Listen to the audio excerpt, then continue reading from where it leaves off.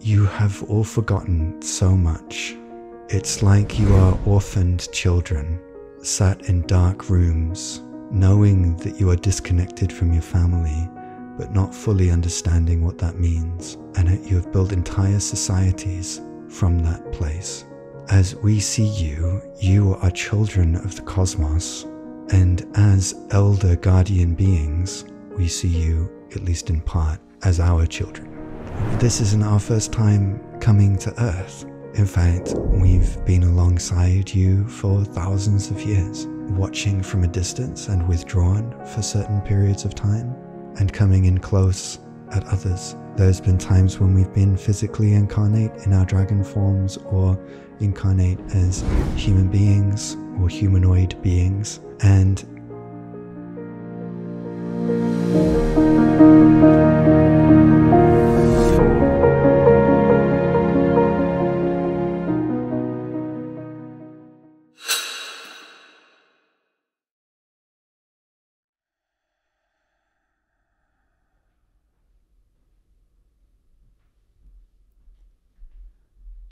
Jack Morrigan, welcome on Just Tap In, brother. What are you most excited about right now in your life? That's an interesting question. I mean, it would probably be, she might be a bit embarrassed by this, but it would be my romantic relationship that I have with my partner. We've been together for the last 8 months or so, and feels very much like finally finding my soulmate, and I'm excited to build a life with her. That's beautiful, brother. Beautiful. Thank you for sharing that. And I know another thing that you're quite excited about is that just as the earth has its seasons, and we have summer now going into winter, and like the seasons change, I heard that you've said on a cosmic scale, humanity, or the earth, Gaia, is at the end of its winter and entering its spring. So diving a little bit deeper as to that season change, what is really going on a grander scale in the universe? So the insights that I've had from that comes, a lot of it comes from the dragons that I'm connected to, who are the dragons of the rising rose. And when I'm talking with them, they will talk about this idea of the great return. So they'll use the idea of seasons to help us understand our place within the cosmos. Because I think for a lot of us, it's quite confusing. You know, we may start exploring these spiritual ideas and be like, well, why is everything the way that it is now? Like, I look around me in the world and I see chaos. Like, what's going on? And how can this have some kind of like intelligent and loving purpose underneath it? And what they've helped me understand is that humanity has gone through many shifts, and the earth has gone through many shifts over many thousands of years. And at the moment, we're in something like a spiritual winter. And when in winter, you know, the leaves fall off the trees, we're in a state of disconnection. We're in a state of kind of solitude within our own form. But that's just a movement of the seasons. Like, there's a purpose to it because there's value in going through that disconnection. It kind of creates the momentum of reconnection from it. It's a place where old things can die, and then later new things can be born. So as they say it, we're coming to the end of that winter, and we're moving toward the spring, where we are reconnecting. And of course, you can see that around you when you see all the people who are starting to get really interested in spirituality and have spontaneous spiritual experiences. Like for myself, I was an atheist, working in psychological research, and then just suddenly one day had these awakening experiences, and it's just continued on and on from then. It wasn't really something that I was seeking. It's something that just kind of hit me. And I think that's happening to a lot of people. And the consciousness is being turned up, and they like the symbolism of flowers.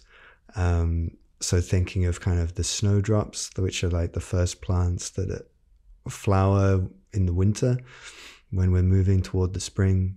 I feel like many of us are like those snowdrops, and we're kind of laying the foundation for a much larger scale awakening in the coming few decades.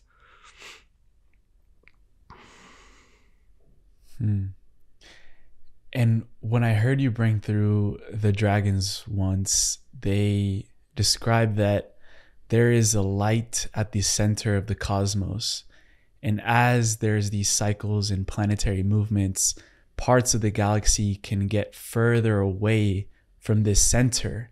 And as we just went through a winter, being so far away from that center, it means that there's a retraction of spiritual knowledge and a lot of lost knowledge because we are further away from that center. Now we're getting closer into it, going toward a golden age again.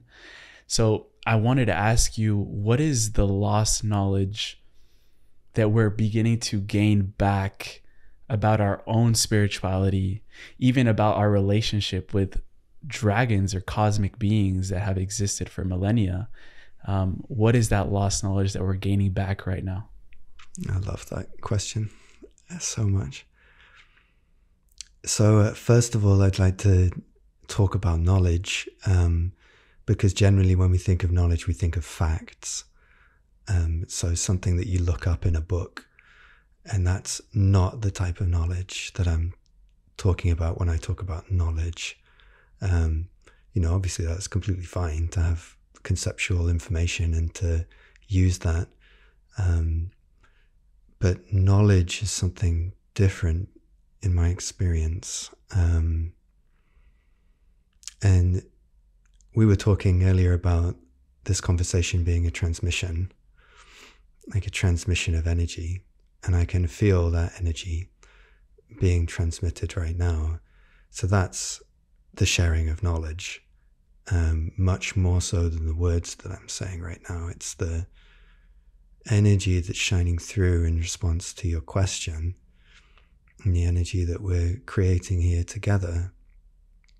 And in that sense, knowledge is, you could call it maybe cosmic self-knowing.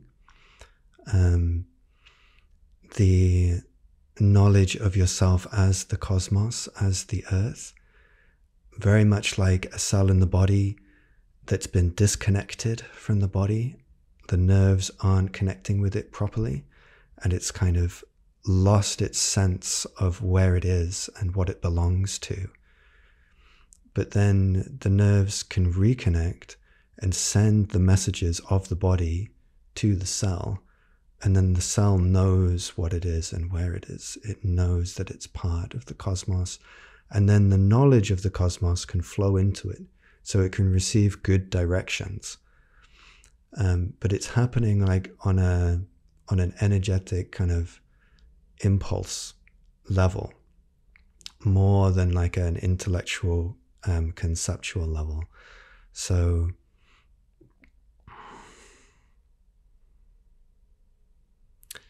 in my own experience, it's things like suddenly feeling deeply at peace because I know that I am exactly where I'm meant to be, because I know that I am the cosmos. And this deep sense of trust and well-being within that, and following it in my life to reach this point where I'm at now, where I'm living my soul's purpose. Like the work that I'm doing is this very soul-aligned work, and it's flowing out of knowledge. Like I was kind of taken here more so than trying to figure it out mentally. I hope that answers the question. I think these things can get pretty esoteric and difficult to describe, which is why I'm pointing to the energy. Like the energy that's shining through right now is more useful, I think. Yeah. And it's also a deep remembrance of knowing that we are part of that whole and not separated like we've been taught to believe, that everything outside of us is something that isn't part of us. And that's the illusion of material reality. So another thing that we've been taught to be separate from is these otherworldly dimensions beyond the third density. And that's where the beings that have been coming through you reside in. So speaking into this lost knowledge, again, also about the dragons, which is beginning to surface in such a beautiful way. I was just in Egypt, and we had so many people that were clairvoyant during the solar eclipse just a few weeks ago, see a flood of dragons come in, and everyone was claiming their own, you know? So what has their role been throughout humanity's history that is beginning to reemerge now? That's a really good question. First of all, I would say, like, I'm very much, like with all things like this, I feel like I'm just at the tip of the iceberg, and no matter what I find out, it always feels like I don't get any further than the tip of the iceberg, in a sense. Like, I'll make some big discovery, things will fall into place, but then it just opens up more, you know?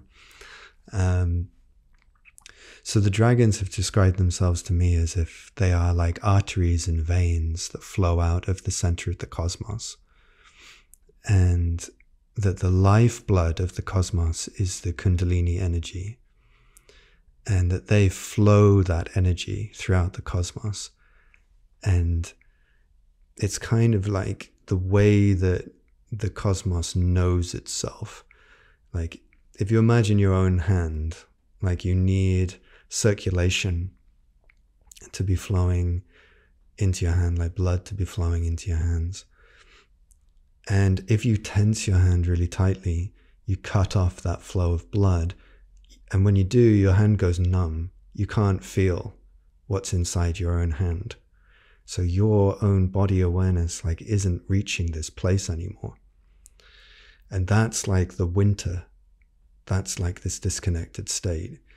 So beings on this earth used to be very much more connected with dragons.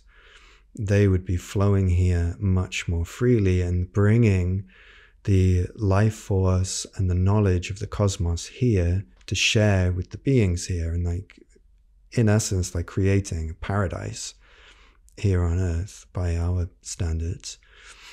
And then we went into this inevitable winter state, which is just a natural cycle. And then now it's starting to return.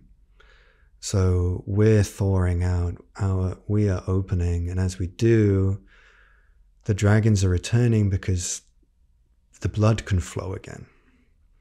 So they're coming back and they're bringing the knowledge of the cosmos with them, which is a reunification. So they're reunifying human beings with the cosmic family. Can you repeat your question? Because I feel like I'm going off track. You're flowing, brother. You're flowing. There was no question. I would just keep going. Like the dragons, like, kind of what are they? It's such a fascinating question. So I work with 10 different dragons. The way they represent themselves to me is that they call themselves a flight of dragons, like a group of dragons that share a single purpose. They're almost like a family. And there are 7 that connect to the different colored chakras of the body. And then there's a black chakra beneath and a white chakra above, and then another one that unites all of those. So asking kind of who and what are they is a fascinating question, because it depends on which one you're talking about. Like, they are vastly different.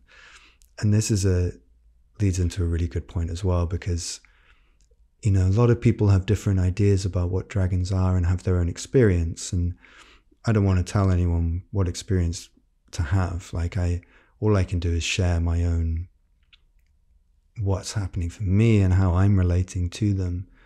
But to me, like, they are not at all like the way they're depicted in modern media, like in movies, where they're the kind of savage beasts that just like breathe fire on everything and destroy everything. They're much more like wise mages or mystics. Some of them quite cheeky, and others more kind of serious. But thinking of one, like, so the root chakra dragon that I work with is called Via. I won't even try and pronounce his proper name because I can't do it. But his name is Via. And he described himself as part of an order of Atlantean mages, because at that time there was more communication between the different realms. So there would be orders of mages who would be incarnate as Atlanteans, but then there would also be an extension of that order that exists in higher planes, and that would be governed more by these kind of supernatural beings. And what he's saying is like he is one of those beings. He's very, very deep, like really, really deep, connected with the earth and grounding. And he has this very powerful, protective, grounding essence that allows our bodies to connect with the heart of the earth and purify ourselves. But one other thing is that they say this all the time. It's like, we are not other than you. Like, they don't see themselves as separate from us. Like, they look at us and they're like, oh, you are me as a human. And then when we look at them, they are us as a dragon. So they're kind of like, we are like the more refined versions of your chakras, personified as dragons, visiting you to remind you of your potential and to aid you to reach that potential. And I've also heard you say that sometimes, or this was during a channeling, sometimes they would take human form and take the role of high priests and priestesses in these ancient cultures and societies. What other insights have you gained around them coming and taking on a physical form amongst us, or even as us as well? Yeah, so the best example of that is the heart chakra dragon. He's called Balthazar. It's hard for me to talk about because he's using my own memory to bring this knowledge through. And the memory includes my connection to him at that time, which is quite a tragic connection. So sometimes when I start talking about this story, I'll get emotional. But what he was saying was that he incarnated during the time of Lemuria as a high priest of one of the Lemurian communities, a kind of like a dragon worshipping group. And he was leading that group to help them understand how to work the energies of the cosmos and all these different things. But he knew that one of the reasons why he was incarnating like that was because he needed more direct experience of what it's like to be, I'll say human, but I don't quite mean human because I don't think they were actually fully human, but, kind of humanoid. So to experience more of the ups and downs of life, like where he's more limited than when he's in his dragon form. Like he needed to understand tragedy. So during that time, he had a wife and had a child, and then his child. This is super hard for me to talk about, because like I was this child that he had during this period. So I come from a background that is very scientific. I was atheist, and I wanted to be a professor in psychology. And like, there's still a part of my mind that is like, all of this is way too out there and I'm just making it up, And then the dragon will be explaining this stuff to me and I'll be like, oh, man, maybe this is just my ego or whatever.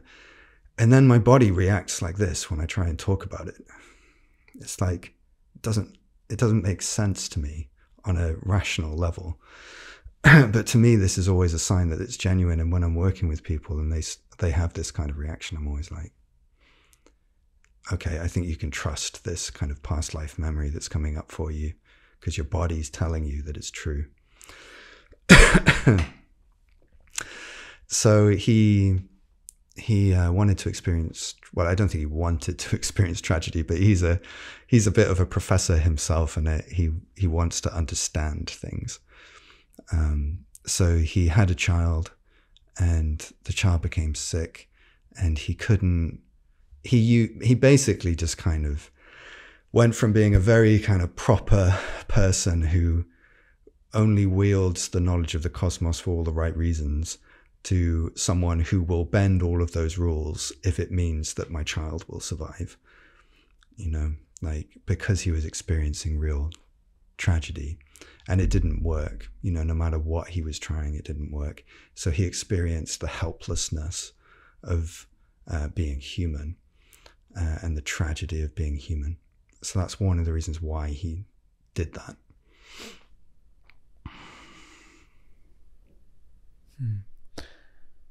I feel like that is such a human experience to feel helplessness.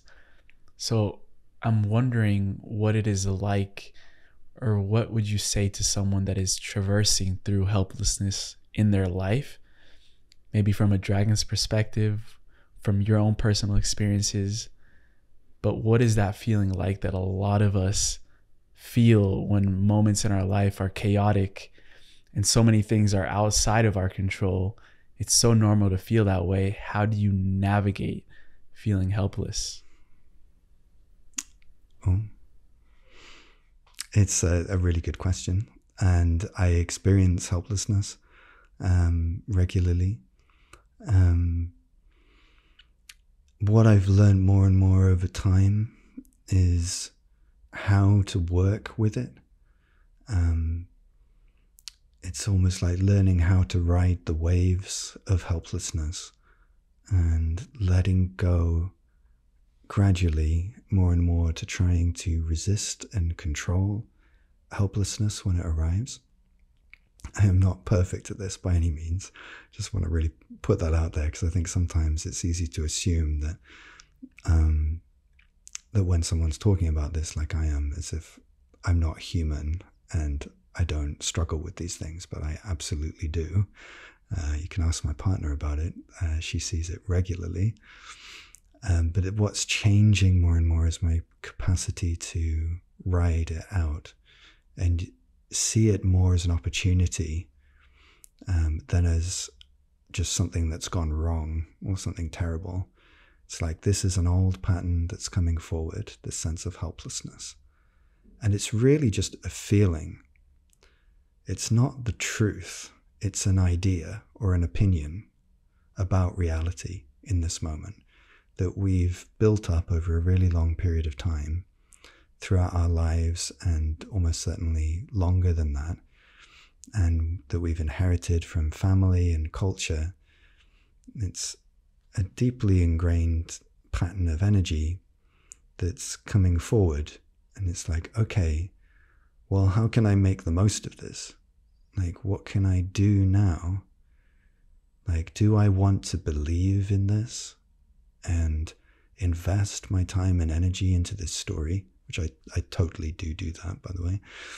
But or can I like lean back a little bit and see this for what it is?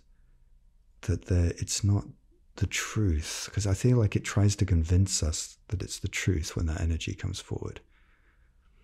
But what if it isn't the truth? What if it's just an opinion?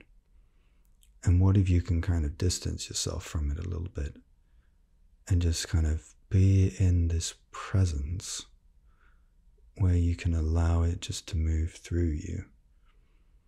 Like, you don't have to believe in that story. So you don't have to deny it either. You can accept the fact that that's arising in you, but instead of thinking of it as the truth, you can just see it as an idea. And as you start to see that, and it starts to soften, and it might dissipate, generally it's going to pass. Well, it will. It definitely will. Like, sometimes I'll reach out to the dragons or the goddesses at times like that, and they'll be like, we've been here before, haven't we? Do you remember like a few weeks ago when you were feeling total despair and helplessness? And I'll be like, yeah. It's like, did it last forever? No, it didn't. Just a few hours later, you were feeling great, weren't you? Like, yeah. It's like, yeah. So could that happen this time? Like, yeah, it could.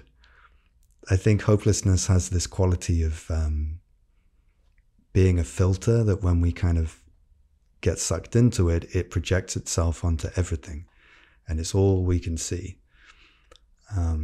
But it's a kind of deception. Like, it's not true. And we don't have to believe in it.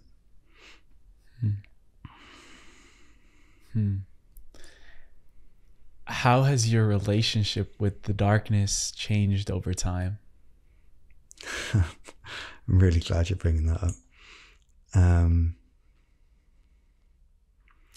mean, I've got a lot of Scorpio in my astrological chart, so I'm someone who's always liked the darkness, like always thought it was really cool. Like characters in movies and things, I'd be like, the dark ones are sort of like, I don't know, I back them.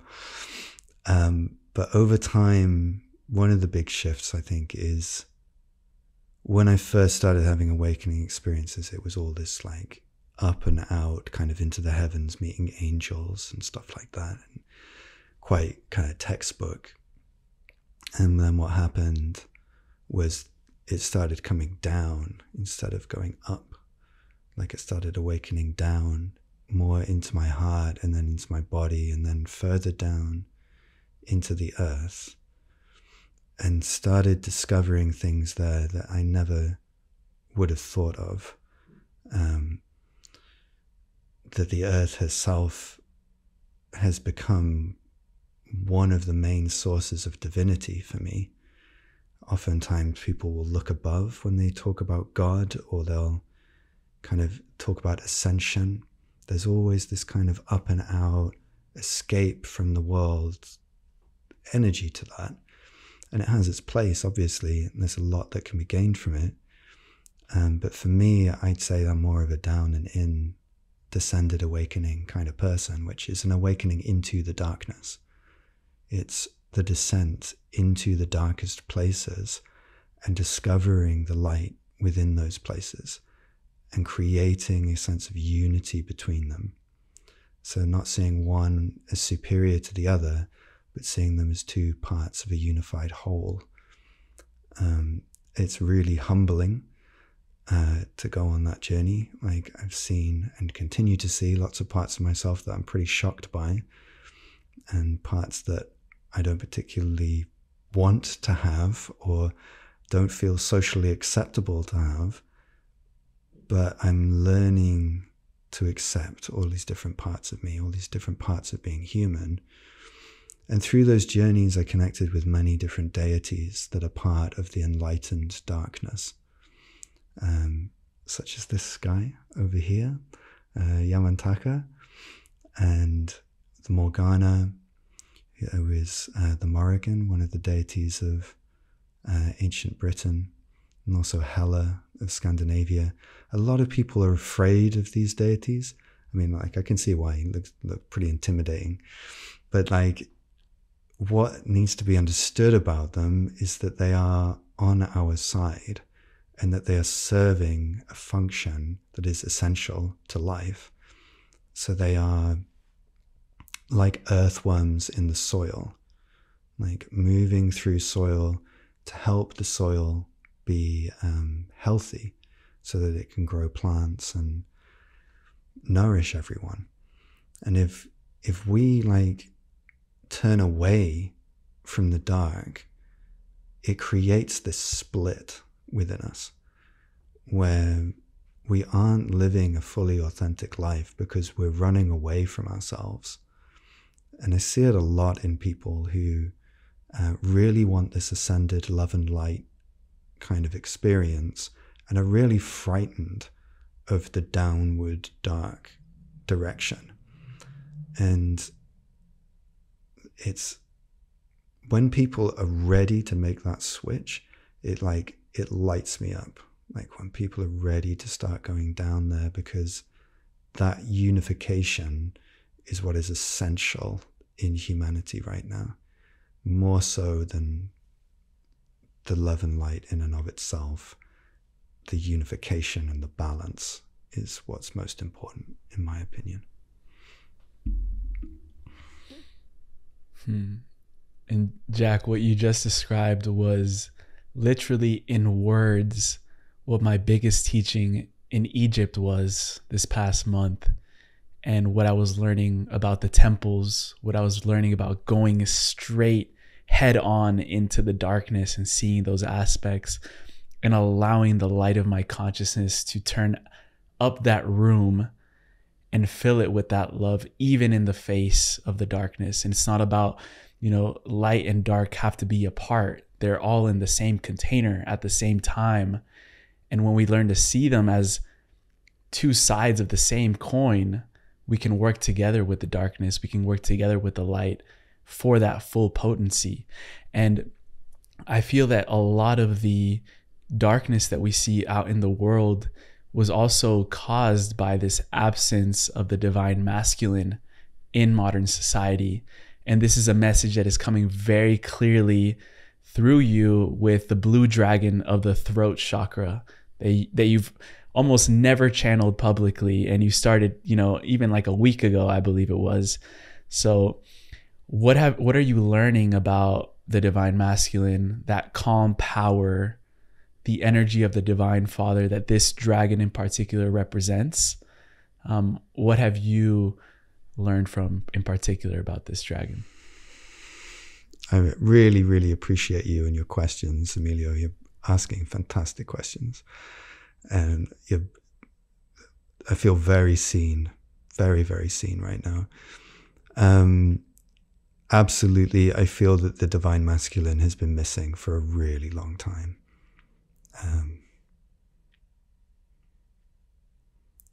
Yeah.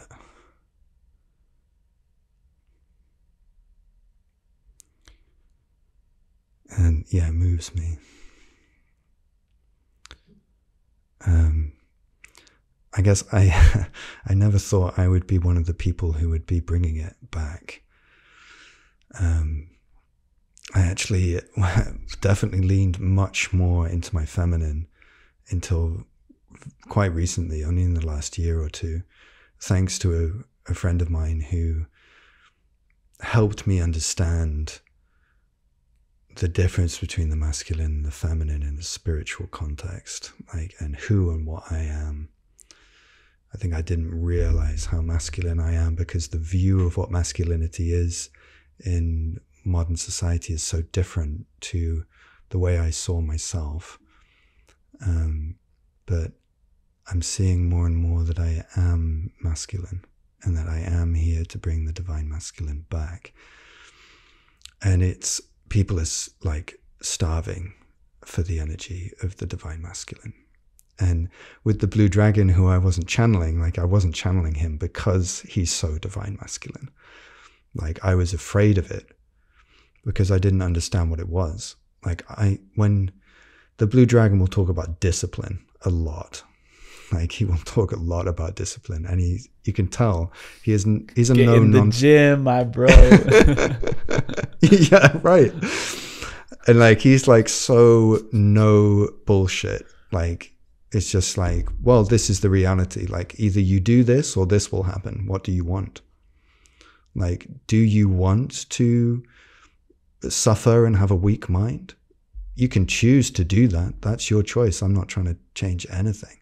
But do you want to have a strong mind that gives you a powerful energy field that makes you feel at peace and calm and allows you to flow the love of your soul into this world?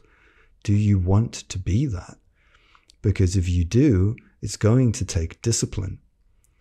And then that discipline, which you are choosing for yourself, you're not doing it because I'm telling you to do it. You do this from your own heart. And when you do that, you become something different.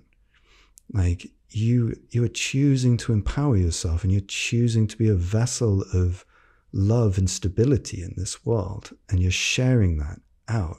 Like, that's discipline as a form of love. Like, it's such a different way of looking at things. And like, I never had that in my life. Like, I never had someone who was kind of encouraging me to do things and kind of checking that I was doing things and instilling self-discipline in me, teaching me how to become that person. Like, I never had that. My dad left when I was 5 years old for understandable reasons. I've done so much work around that, but it wasn't there. So when I went into spirituality, I became very feminine. And I see it a lot, like there's this feminine leaning in spirituality, or at least in the forms that I've encountered. And I think it's out of balance. And there needs to be more of this kind of drive and discipline. But not in this like authoritarian, you must do this. It's like, no, do it for yourself, and build that in you like a muscle.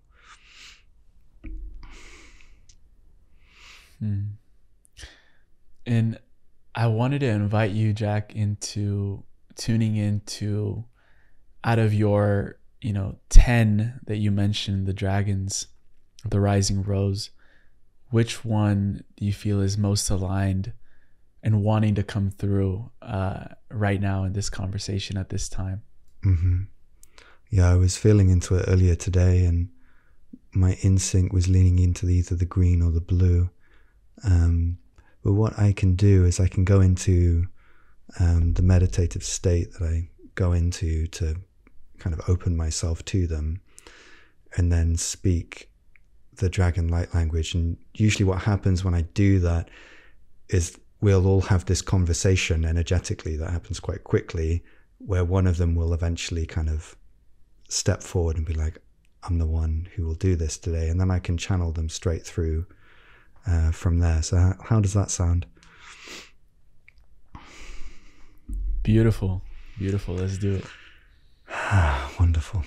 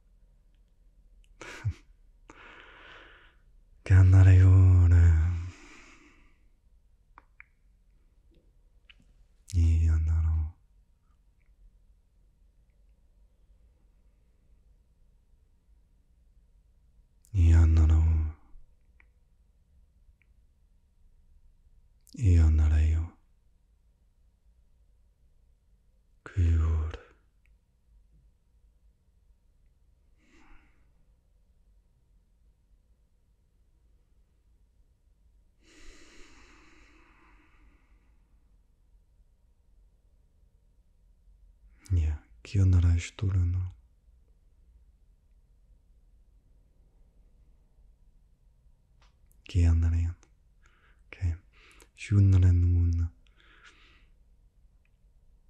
So I'm just tuning myself in.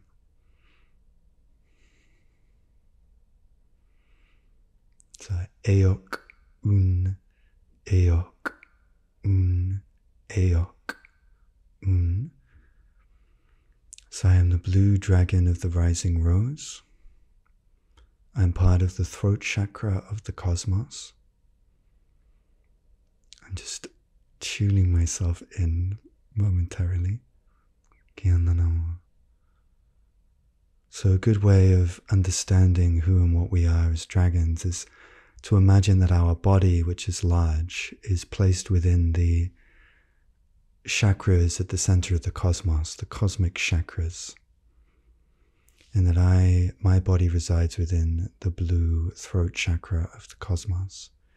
And then my long dragon neck extends out from that place, travels through many parts of this living cosmos. And one of those places is this world. And I deliver the life force of the throat chakra to all the places that I pass through. And then I take away all that needs to be released. So just one moment while I'm tuning myself in a little bit more deeply.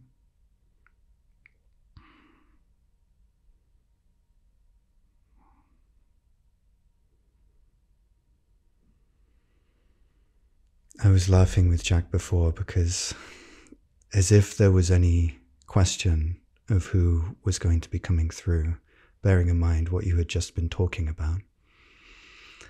And it was also funny that he was talking about the green dragon, which is again him avoiding the divine masculine because he knows that the green dragon is softer and therefore, as he perceives it, more socially acceptable than me because I'm more direct.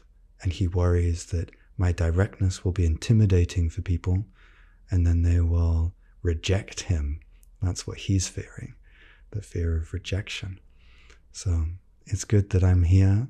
It's good that I'm coming through, and thank you very much for having me here. Thank you for being here. And I love that energy of directness, and to really open the space with you is asking, what does it mean to be in our power at this time? Yes, absolutely. Power. Power and the voice. Power, what does that mean? Power means having choice. Power is choice. You choose where you are directing your life force. You are choosing what you are creating. You are not unconsciously being ruled by confusion. For example, when you hold a deep fear within yourself, that energy is a powerful creator and your mind is creating from that fear. And if you're doing that unconsciously, and I mean, who would do that consciously? When you're doing that unconsciously, how much power could you say you have? Power is choice, and choice is impossible without consciousness. So you must be conscious of what is actually going on inside of you. What are you actually creating? So there's the level of your conscious mind, which might say, I want to create happiness and love and peace and all of these things. It's all well and good. But then there's this huge layer of your unconscious self that actually wants to create pain and misery and suffering and all of these different things. But if those things are running in the background and you aren't aware of it, you are not powerful. And this isn't meant to be some kind of an insult. It's just a statement of fact. This is why Jack didn't want me to channel me. Because he knows that people will take this the wrong way. We love it. We love it. But this is necessary, right? It's necessary. And this is what the divine masculine brings. This is what I am bringing right now. It's like, well, let's get real. Let's get real. What are you actually creating? Because you are a part of this living cosmos. You are an deeply powerful creative being, but you are unaware of your power. You have masked it and you've hidden it from yourself and forgotten it. So it's really important to bring it back and to be real. And how do you do that? Well, this is where I say my tagline: discipline. Discipline, right? So you get used to coming in to yourself and really honestly checking in with yourself. Okay, what am I thinking, feeling in this moment? What energies are gripping my soul? What energies are obstructing the flow of life from my heart? And then be aware of them. And then ask yourself a question. Do I want that? Do I want that? Because you are a powerful being. And if these energies are inside of you and they're making you use the power of your creativity to create unhappiness for yourself and others, then when you start getting really real and really aware, you can start asking yourself questions like, do I want that? And if the answer is no, and it should be no, then you just say, I do not want this. I do not want this fear. I do not want this unhappiness. And you blow it away. You blow it away. Generally, what's going on inside of your psyche is that you've developed a codependent relationship with negative energy, and you believe that you need it on some kind of fundamental level. That one of Jack's ways of doing this is he feels guilty if he were to let go of negative energy, as if he is getting rid or being really cruel to something. And that it's his responsibility to hold on to it and to kind of look after it. But that's how the energy sticks.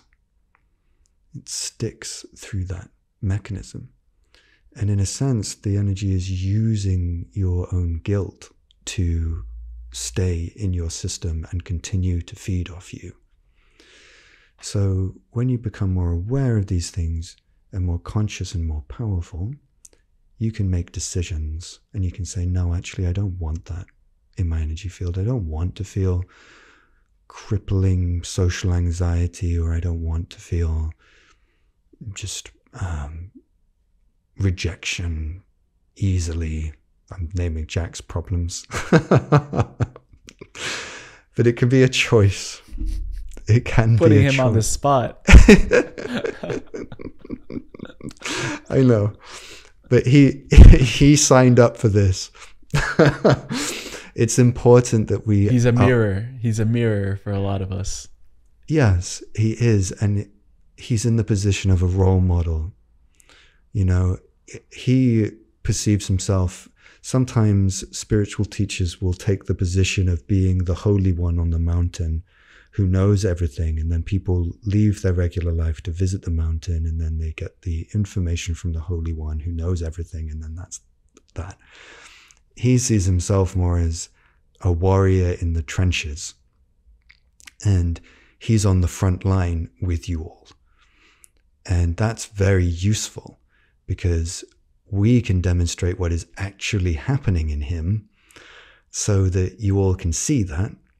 And it dispels so much pressure, inner pressure to be some kind of perfect person, because he's had some big experiences, but that doesn't stop him from being human and having human problems. It just means that he's able to do something like this, which is quite vulnerable, to share it all. And then, through that, benefit others. And that's also what happens when we open the throat chakra. So in your perspective, what is speaking from our truth? Yeah. So the beginning of it is what I was speaking about before, which is actually knowing what is happening inside of us.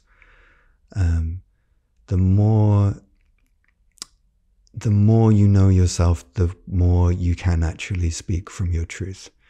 If you don't know yourself, there are plenty of people out there who would believe that they are speaking the truth of their being, but they haven't looked within enough to see that that's not the case. And this is something that continues on and on. There's no end point to this. This isn't one of those things where you're like, you flick a switch and you're like, oh, I've got it. Now, whenever I speak the truth. That doesn't happen.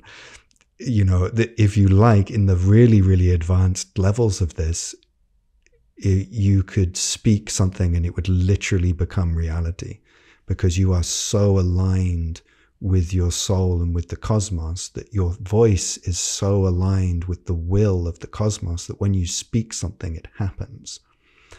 And of course, that can happen in small ways. Jack's had experiences of that. You may have had experiences of that. People watching may have had experiences of that, where you choose to invoke something and speak it into existence, and maybe a couple of weeks later it happens. I'm talking more about, there is a diamond in my hand and it appears in your hand, something like that. How do you get to that point? You do a lot of inner work. You are very disciplined.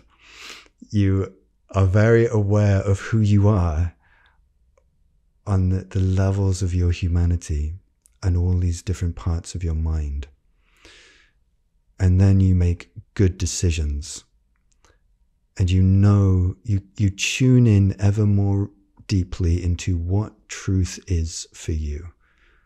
What truth is for you, because that aligns you with the cosmos. And there's a feeling to that. Everybody knows when they lie, there's a feeling to the lie. And when they tell the truth, there's a feeling to the truth. And often if you've been holding a lie for a long time and then you speak the truth, there's this relief. Because the truth is very open. It's very expansive and peaceful, the truth. Getting to the point of being able to do that takes a lot of work, because your modern world is so filled with lies and so designed to make you a liar. So unpeeling that is a very noble journey. It's a very noble journey. And I also just want to point out, because I can feel Jack nagging me in the back here because he thinks I'm being too harsh. I want to point out that I really deeply respect each of you. I really deeply respect each of you. And I respect you no matter where you are on this scale of truth. And why is that? Like, if I'm talking so much about truth, surely I would respect truth more than lie. Well, not really, because I understand where lies come from. I understand the reality of dishonesty because it originates from a core disconnection from the divine truth of who you are. And I know that you have entered into this because you have chosen a noble course of action. You have chosen to be one of the beings incarnate on this world at this time when it is in this deep winter state of disconnection and is opening. So you've inherited a huge amount of disconnection and this kind of, I'll call it dishonest energy. And then it's been dumped, it's been placed on your door. And then what do you do with that? You're the ones who are working with it. So I have nothing but respect for you. In many ways, I do not have to tackle that problem because of where I exist. You could say I'm very privileged in where I exist. It's very easy to be very honest when you've grown up in an environment that encourages honesty and makes honesty very easy. It's a lot harder to be honest, and I'm mostly talking about honesty with yourself, seeing yourself truthfully. It's very difficult to do that in the environment that you all are in, which is, I just want to highlight this point because the way that I'm speaking could imply that I somehow don't respect you, but I absolutely do. Thank you for clarifying. We feel the respect, and wanted to ask you, what do you feel is the biggest lie that humanity has been told? That you aren't loved. That you aren't a part of this family. You have no idea.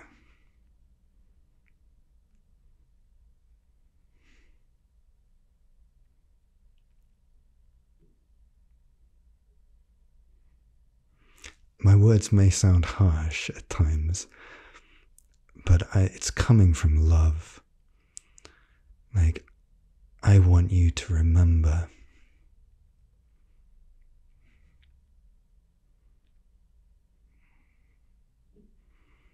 To remember this love that you are, because you've forgotten, and I believe that's the greatest lie.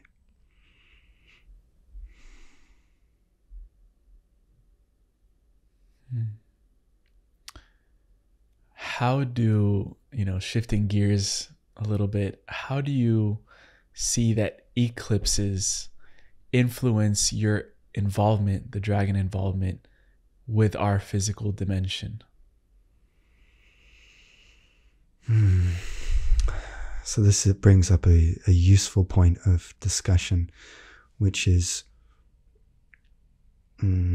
first of all, I have an answer to that, which I'm able to move through.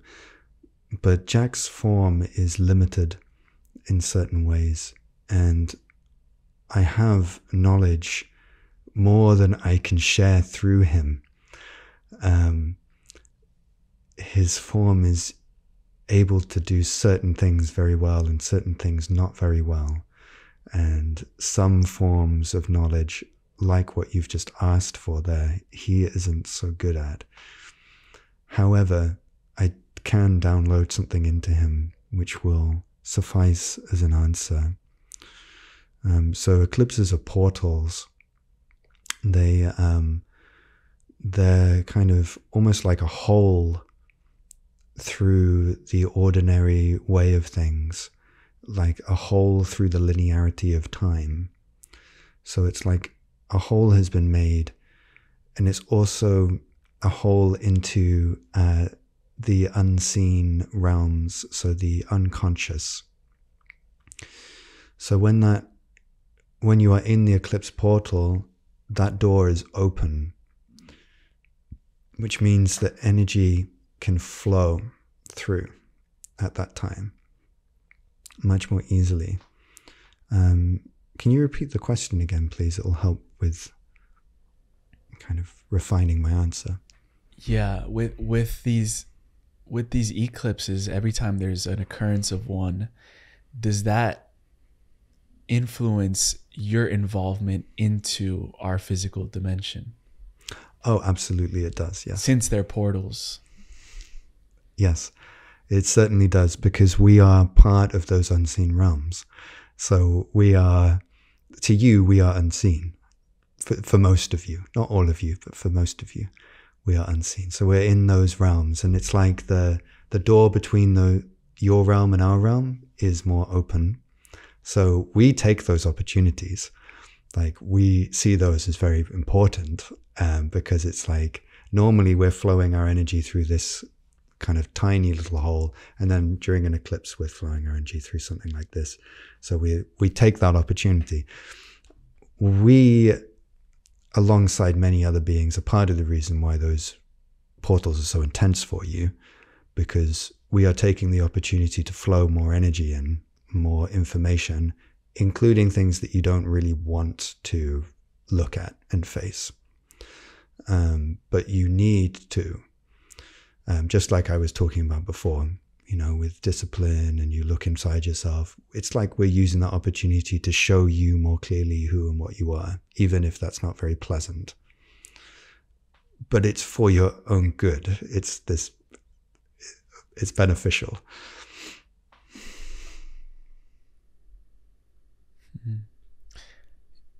As a whole, as a whole collective consciousness, is our communication between these realms becoming more open at this time? Definitely yes. Definitely yes. Absolutely 1,000,000% yes. The connection is increasing exponentially every day. Everything is going according to plan. We put this in the words of the Great Return. So the Great Return is happening, and the Great Return is really what you were just mentioning. It's this greater connection. So between ourselves and you and the cosmic family being together again. But yes, it's happening exponentially, and sometimes we are aware sometimes that's difficult for you. It can be quite overwhelming and intense at times. And just know, I wish you could see what I actually look like, because I'm quite an impressive being. You should pop into some of our dreams tonight or something. I will, but it's because if you could really see what I look like and know that I'm on your side and I'm helping with this, it would actually take quite a lot of the pressure off you, because most of you believe that you have to be the ones who create the Great Return. You have to be the ones who cause the awakening. You have to be the ones that do everything. That's a tremendous strain to put on your biology, and it's not designed for that. It's designed, just like a cell in the body, it's designed to work with the other cells of the body. So I'm one of those cells of the body. I'm like an artery and a vein. I'm here to give you the energy you need and to take away the things that you don't need. And myself and the other dragons have said many times, our greatest obstacle in supporting you is actually your belief that you need to do everything yourself. And which is understandable, and it takes trust to be built in order for us to navigate that. But as that trust opens, we can support you and do a lot of the things for you. Some of you don't like that because you want to be in control of everything. So you want to be the ones you're like, well, no, I don't want to give you my suffering. I want to be the one who figures all of that out. And it's like, okay, well, we can't take it when that's your attitude, so. But hopefully over time, things will ease, our relationship will build, and then we can do more for you. Yeah. The question that I have right here that, is very persistent right now is, what do you look like? How can we get a glimpse of that in our mind's eye? One of Jack's friends is a bit of an ancient mage, and he used AI to create some images of dragons and sent them to Jack, and it was some of the only times where it's really felt like a strong yes. So if you imagine what you think of as a dragon, like that kind of lizard-like form, but imagine that it's made of cosmic ethereal energy. Like you can almost see galaxies and nebula within it, and it's glowing from it are arcane symbols, and it has a halo, and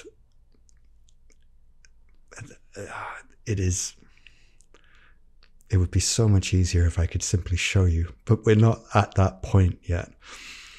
You'll have to just take that as the description for now. Yeah. Those with the eyes will see. Yes. Are you connected to the dinosaurs at all that previously inhabited our planet? That's a question that it's one of the examples of something that I can't answer through Jack. Like, it's for me to flow energy through, he has to already have some kind of understanding. Otherwise, the subtle layers of his mind block what I would want to share. And because of his kind of more atheistic and scientific background, there are some things that are actually true that he refuses to believe, and therefore I can't really speak about. Sorry, that's a cop-out, I know, but that's the reality. Yeah, no worries at all. One of the last things I was really keen to ask you is, why do the dragons care so deeply about humanity? There's been many tears today, and there'll be many more, I suspect, from this question. Why does a father care about their child?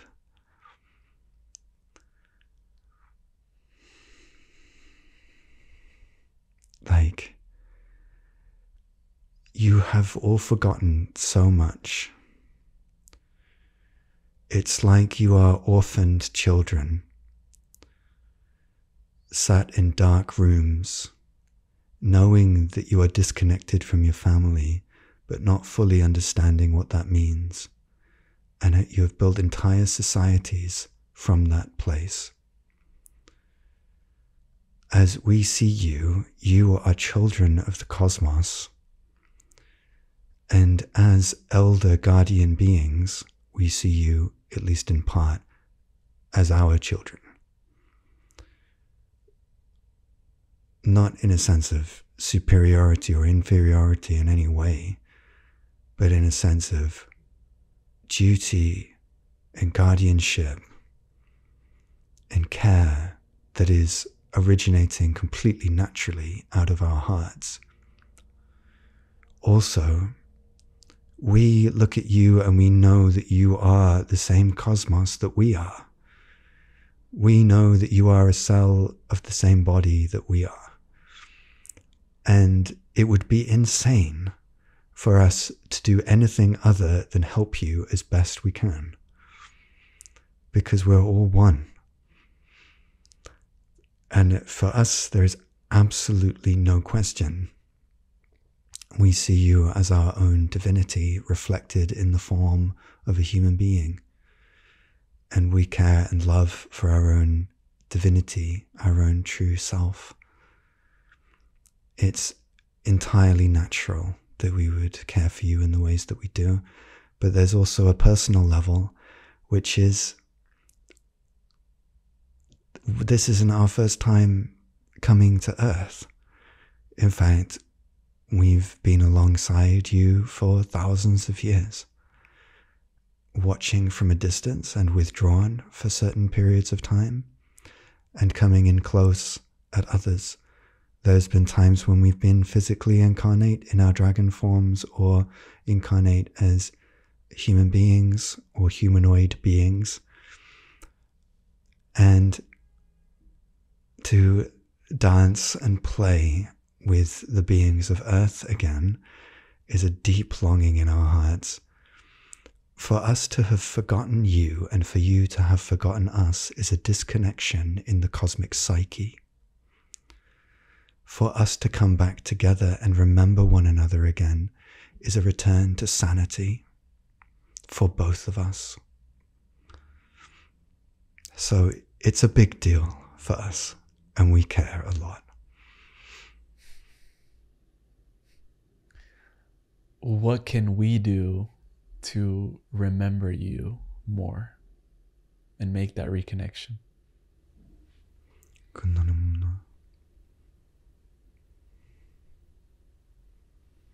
Well, the first thing is you're already here, so you're already doing that.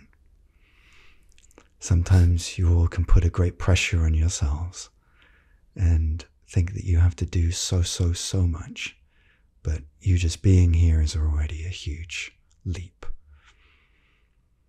So we're channeling ourselves through Jack. We're doing that through his YouTube channel. We're also running an initiation group called Dragon Medicine. The next group opening is on the 22nd of October.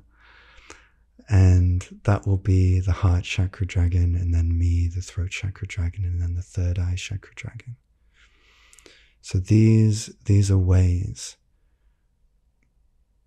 as we were saying about before, and as we say so many times, and as you understand, Emilio, this isn't really a conversation with words, or it is, but the key is the energy. The key is the transmission. So all the time that I've been here, I've been transmitting the remembrance of our connection to you. So all you have to do is listen. All you have to do is be open to receive and tap into it. And it can return to you. Indeed, we've worked with so many people already and have witnessed this firsthand. It's why we're here. We're here to help you all remember, and it's happening. So don't put too much pressure on your shoulders and just relax into what we share with you.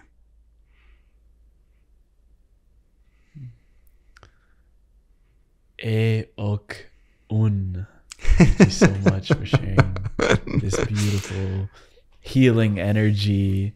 It's been such a pleasure, such an honor, and whenever Jack is ready to come back, we'll be here waiting for him. Thank you for saying my name. I know that it's not the easiest, but I do appreciate the effort. And it's been an honor to be here with you. Thank you so much, Emilio, for all of this work that you're doing. You are supporting so much, and you deserve all of the great things that are here for you.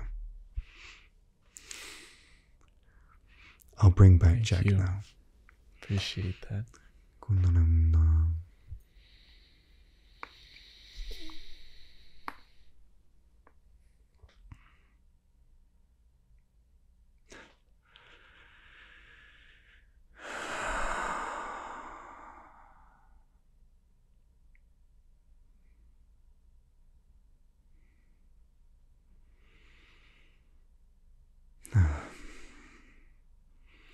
Always takes a little minute when I'm kind of coming back after, so I'm usually a bit dazed. Take your time, brother. Take a little water break for everyone.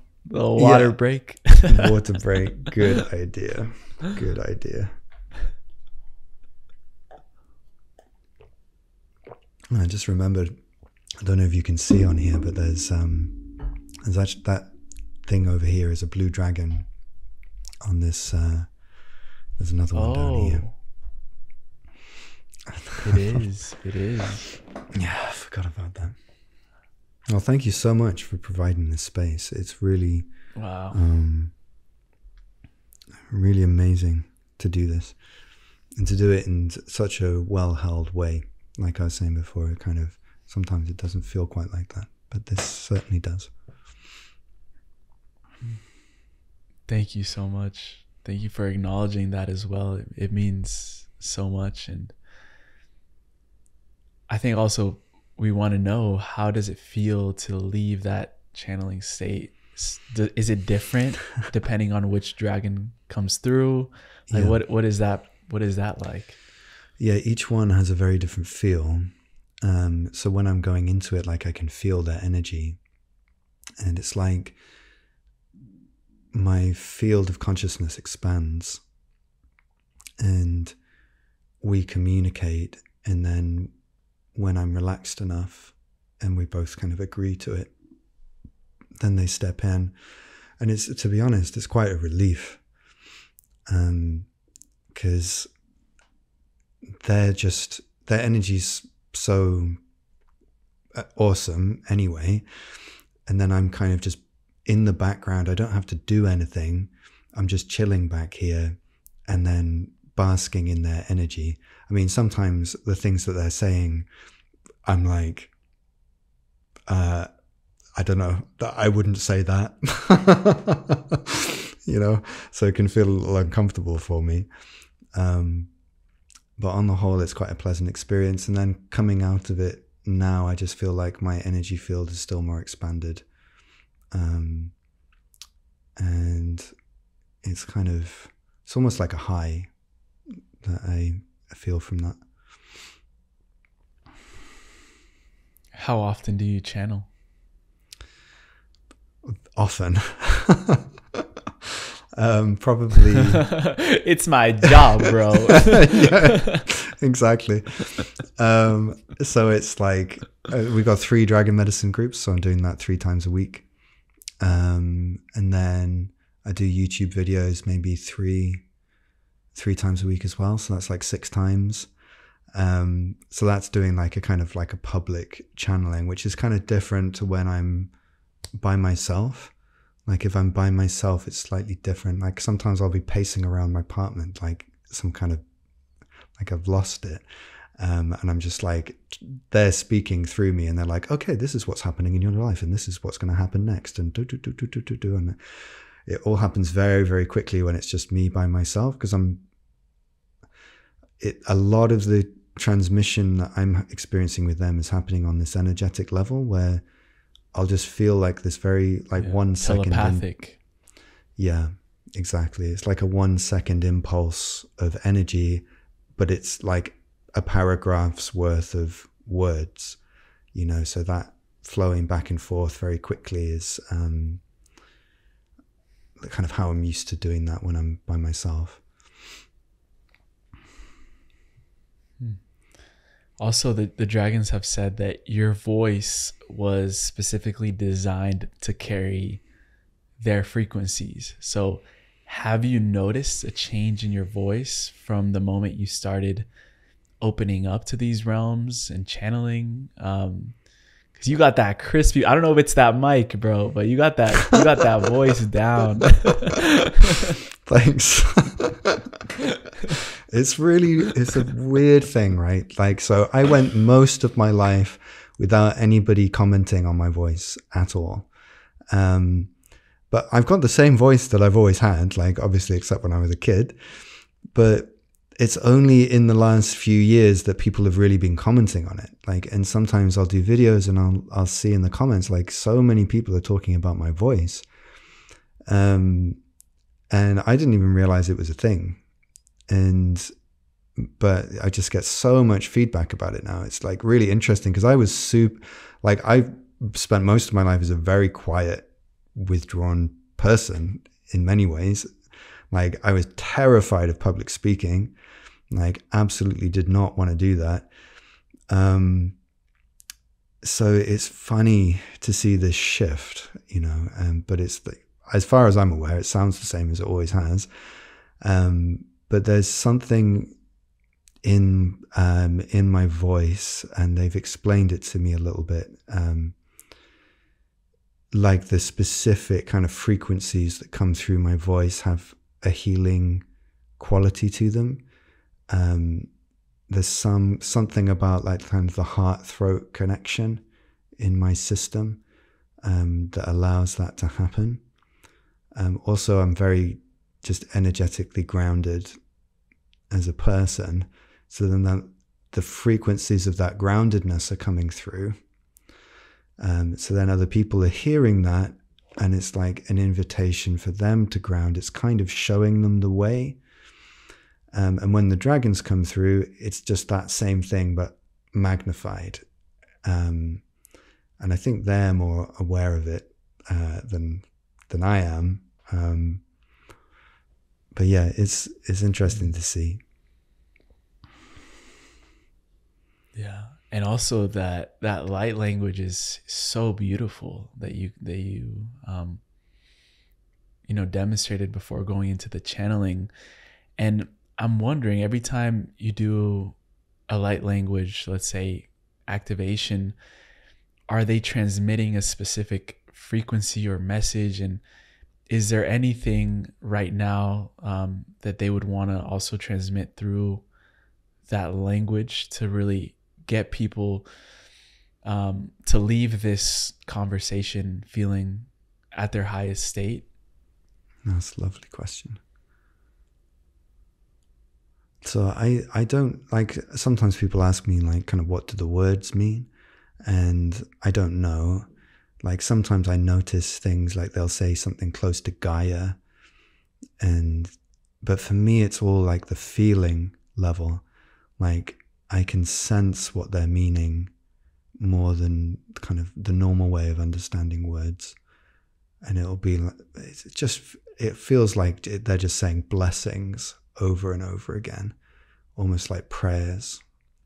Like, everything is perfectly at peace, like things like that.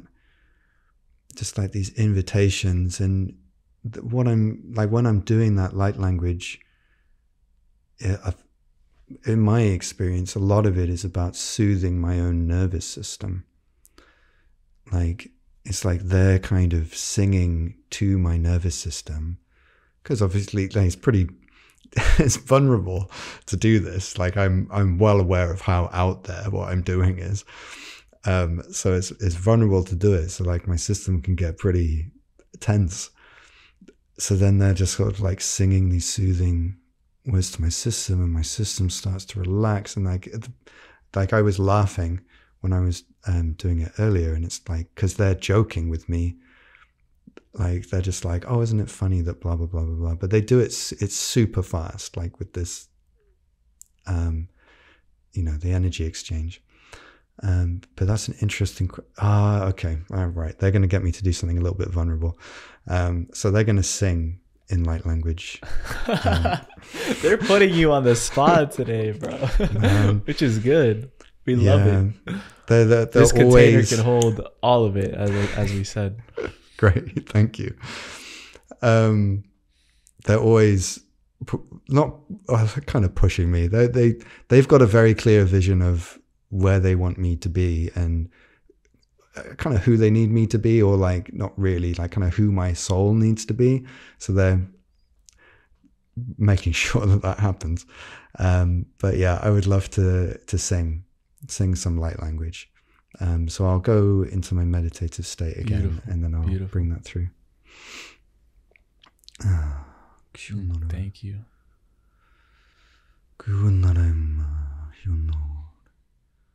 I'll start by saying it, and then I'll build up to singing.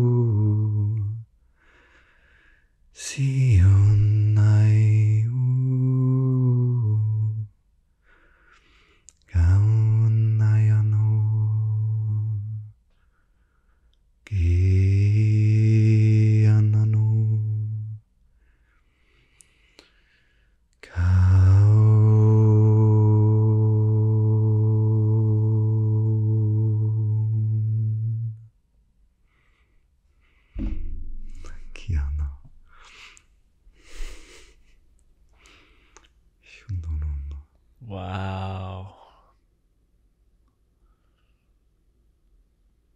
Oh man, so beautiful. Thank you. Thank you. Thank you. Thank you so much. That was such a gift. Thanks, Emilio. Beautiful.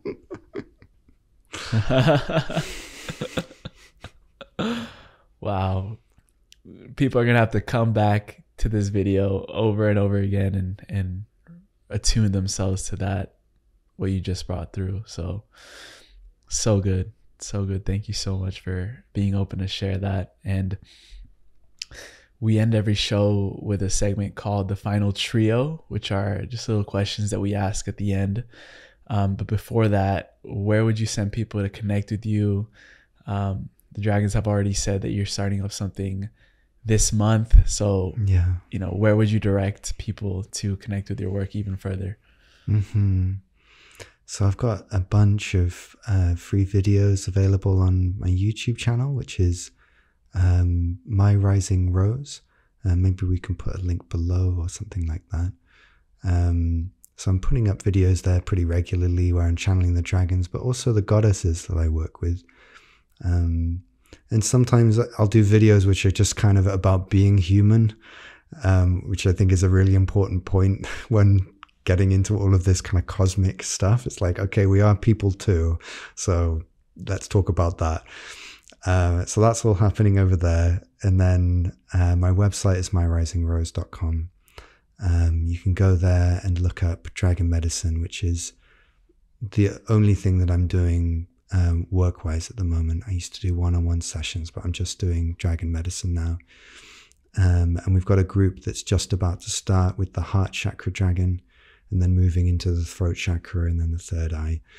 And that's on the 22nd of October. So I'm not sure when this video will be going live and whether that'll kind of be in time for that. Before then. Okay, wonderful. Yeah, I will. Perfect. So that's, it's crazy, right? Like, because when they first connected with me, they were like, we are going to initiate you into the dragon consciousness so that you can be a vessel through which we initiate other people. And we're going to call it Dragon Medicine. And that was like 2 years ago, and I had to go through so much to reach the point where I was able to actually do that. But now that I'm running these groups, like, it's just, I know people talk about like things being an honor so often. Like sometimes I feel like it becomes cliche, but it really is like an honor to be in these groups and just see people start to awaken to these beings and these forms of consciousness that have been so valuable to me in my own life. Like it's wild. Like I'm so grateful that this is what I get to do. So yeah, that's on the 22nd of October. We're opening up the new one.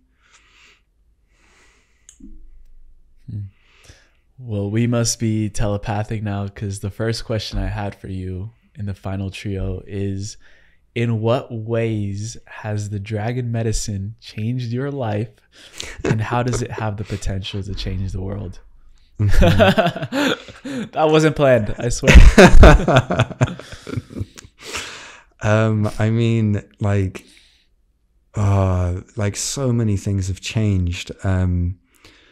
Like I was in a really difficult place when I first connected with them, like really struggling, moving from place to place, not having any fixed location and having no money. Like literally there were points where I didn't have enough money for food, it was like running out, and I'm like getting really stressed and reaching out to the dragons, and then they're like, oh, I'm so glad you decided to get in touch. Like we can do a ritual for you and we'll help with that. I did this one with the yellow, she doesn't like being called yellow, she likes being called the golden dragon. She's quite feisty. Golden, yeah, she's definitely the supreme mystery. Oh, that's it. Yeah. Do you know that? Tai Xuan. Yeah. That's a wild story in itself. Like that she, you've done your homework. Yeah, Tai Xuan, the golden dragon. Always. So she was really helping me at that time, and she asked me to go to the water with like a coin. She just wanted shiny coins. She didn't care about like the material value. And then there was this huge storm raging, and there were massive waves coming in, and she asked me to place the coin on some rocks. So I did that. And as I'm placing it down, this huge wave starts coming in. So I run back to get out of the way of it. And I turn around, and as I turn around, the wave comes in and it like takes the coin off the stone, like it was just receiving the offering. And I could feel her presence like all the way through the water. And a day or two after that, I had a big financial payday, and I could breathe again and rest again. So they help out in very practical ways, but they also just expand my consciousness in ways that I never ever thought would be possible.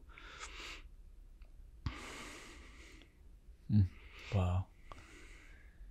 When was the last time you felt the most wonder and awe? Oh man, that's a really good question. I hope she doesn't mind me saying this. It's with my partner.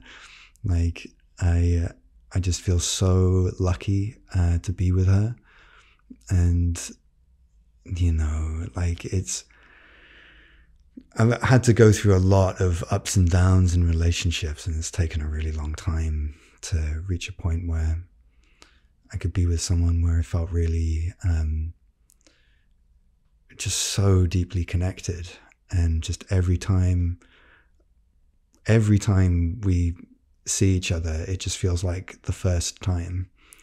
And I had that a couple of nights ago, just walking through Berlin with her and just feeling this wonder and awe at life. Like, I'm so lucky, you know?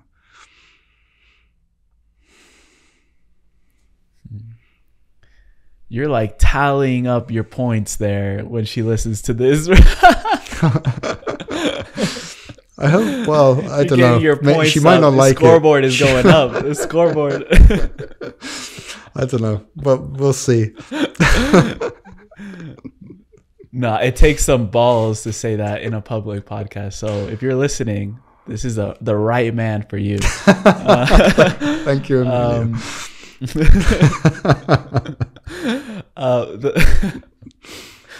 The last question we have, we call it the time capsule question, and we ask this to every single guest that comes, and it requires us to travel out a little bit out into the future, around 10 to 15, 20 years down the line.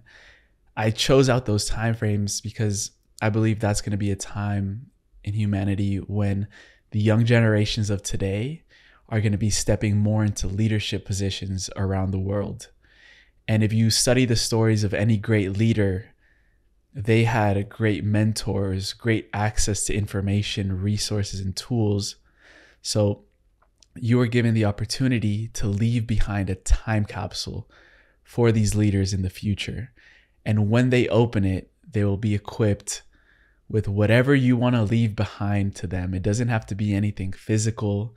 It could be a frequency, a transmission, a code, a book, a teaching, a quote, whatever you could imagine. It doesn't have to necessarily fit inside a physical time capsule. It's more like an energetic one.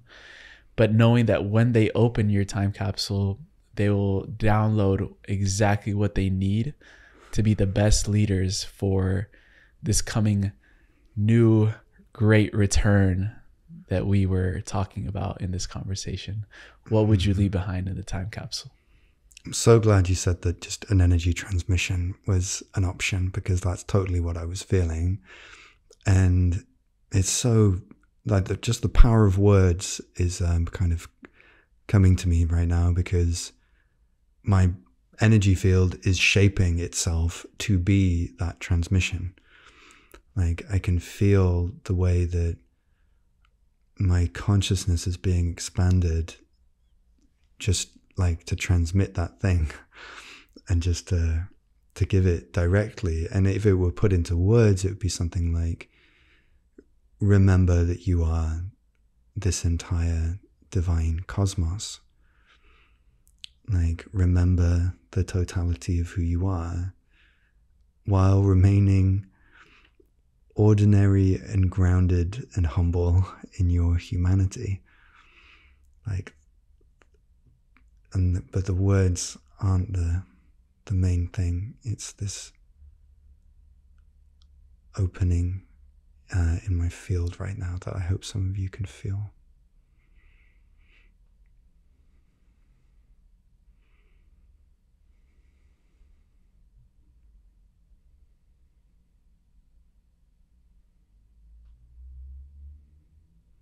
You know, like you asking that question has really activated the energy of the divine masculine in me. Like the sense of responsibility to future generations. And what an honor that is. Like that's a duty that I take seriously. And there's something really sacred about that.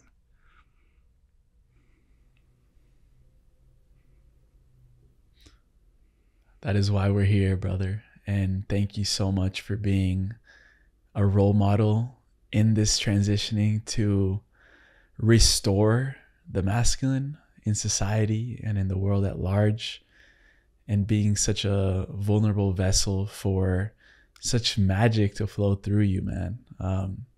It's so beautiful to witness and such an honor, not saying that word lightly at all, to be here with you and sharing the space. And I know for a fact that we're going to continue this conversation down the line and create an amazing brotherhood down the line. I'm super excited about that. And we don't live too far, so yeah, we can meet up. Definitely have to link up in person. For sure. I would train ride down to Berlin.